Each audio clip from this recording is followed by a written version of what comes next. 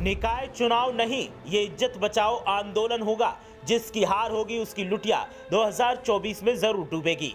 सपा को अखिलेश शिवपाल की जोड़ी पर भरोसा तो बीजेपी ने मैदान में अपने दिग्गज मंत्रियों को उतारा।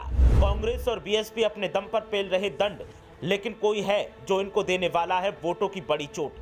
देखिए निकाय चुनाव किस पार्टी के लिए कितने हैं अहम और हार जीत का फैसला कैसे बदलेगा 2024 की सियासी दिशा। निकाय चुनाव का ऐलान और उसके बाद सियासी घमासान यूपी की तपिश को बढ़ा रहा है और सियासी दलों की धमाचौकड़ी का ऐसा नजारा पेश कर रहा है जिससे कई अहम सियासी संकेत मिल रहे हैं। अब की बार निकाय चुनाव सिर्फ चुनाव नहीं बल्कि इज्जत बचाओ आंदोलन होगा। सपा हो चाहे बीजेपी, कांग्रेस हो या फिर बीएसपी, सबके लिए हालात करो या मरो के हैं, क्योंकि जो इस चुनाव में हारेगा उसके लिए 2024 की सियासी राह आसान न होगी।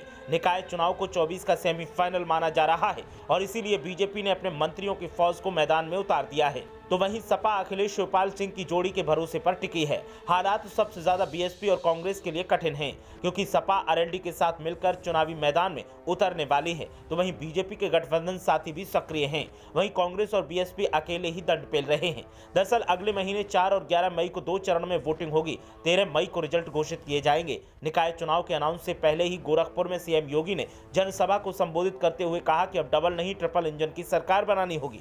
चुनाव अनाउंस होने के बाद अखिलेश यादव ने अपना कन्नौज का दौरा रद्द कर दिया, अब वो लखनऊ में ही रहेंगे। अखिलेश शिवपाल के एक होने के बाद उनकी रणनीति में यह पहला चुनाव है।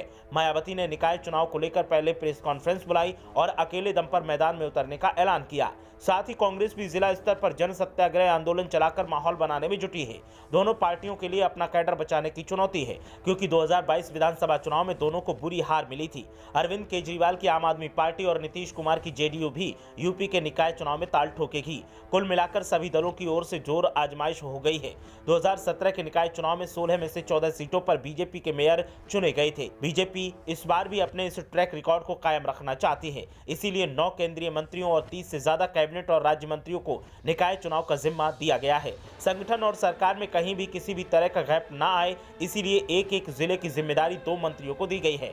पहला प्रभारी मंत्री जिसे सरकार ने नियुक्त किया है और दूसरा मंत्री जिसे संगठन ने नियुक्त किया है। अमित शाह कौशाम्बी और आजमगढ़ का दौरा कर चुके हैं। सीएम योगी पिछले कई महीने से लगातार जिलों के दौरे कर रहे हैं। दोनों डेप्यूटी सीएम ने भी कमान संभाल रखी है। इसके अलावा बीजेपी मतदाता सम्मेलन के साथ प्रबुद्ध सम्मेलन कर लोगों को जोड़ रही है। 11 अप्रैल से पहले चरण के नामांकन शुरू हो गए। इससे पहले ही बीजेपी प्रत्याशियों का चयन करना चाहती है। इसके लिए जिले के प्रभारी मंत्री प्रभारी संगठन के पदाधिकारियों को प्रक्रिया में लगा चुकी है। बीजेपी अध्यक्ष भूपेंद्र चौधरी कार्यकर्ताओं के साथ लखनऊ में कई दौर की बैठक कर चुके हैं। उनके अध्यक्ष बनने के बाद ये पहला चुनाव है। भूपेंद्र चौधरी का दावा है कि निकाय चुनाव में सभी 17 मेयर बीजेपी के जीतेंगे।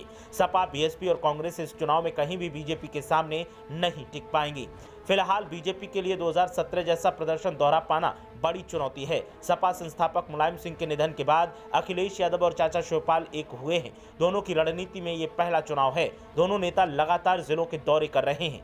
चुनाव अनाउंस होने के बाद अखिलेश ने प्लानिंग तेज कर दी। सपा आरएलडी के साथ मिलकर निकाय चुनाव लड़ेगी। अखिलेश ने पार्टी के राष्ट्रीय और प्रदेश पदाधिकारियों की जिलेवार जिम्मेदारी तय की है। वो खुद लगातार जिताऊ उम्मीदवारों को लेकर समीक्षा कर रहे हैं। सिर्फ यही नहीं, राजनीतिक बयानों से भी वो MY फैक्टर के साथ दलितों को जोड़ने की कोशिश कर रहे हैं। सभी सियासी दल अपने अपने तरीके से तैयारी में लगे हैं और कोशिश में है कि जीत हासिल की जाए, ताकि लोकसभा चुनाव 2024 में बेहतरी के साथ अपनी स्थिति को साबित किया जाए। ब्यूरो रिपोर्ट, मीडिया हलचल।